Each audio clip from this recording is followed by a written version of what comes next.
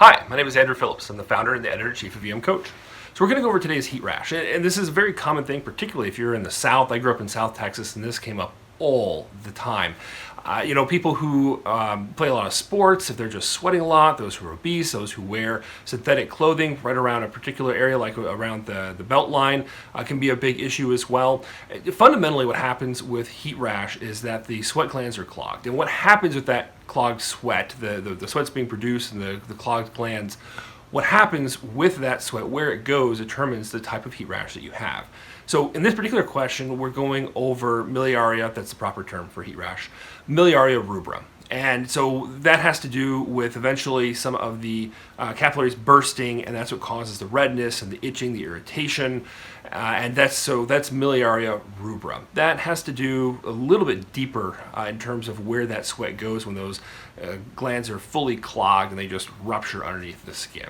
Another kind, and in fact the more common type of heat rash, is miliaria crystalline. And in this case you get these very tiny vesicles, and they float to the surface, if you will, with sweat. And so the sweat, rather than rupturing those glands and causing a little bit of capillary rupture, will just kind of make a little outpouching pocket, and you'll see the little bits of sweat at the top. It tends not to cause itching and irritation. People just notice it, and it doesn't look great, but it tends not to bother them all that much. And the last kind, so I'll back up, we had the miliaria crystalline, that's the most common. The second most common traditionally is the miliaria rubra. That's where this question was based off of, where you get the redness. And the third type is miliaria profunda.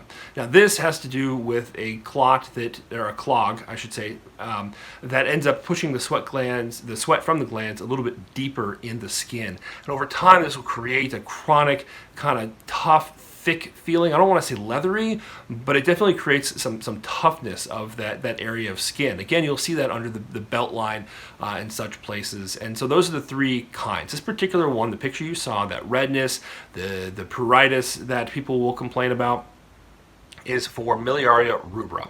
The other kind, the most common, is miliaria crystalline, and the least common and probably less likely to present to us in the emergency department is miliaria profunda. So there you go. That's heat rash for you, and a better Scrabble word for you than heat rash. This is Andrew Phillips, the founder and editor-in-chief of Coach, wishing you a good month.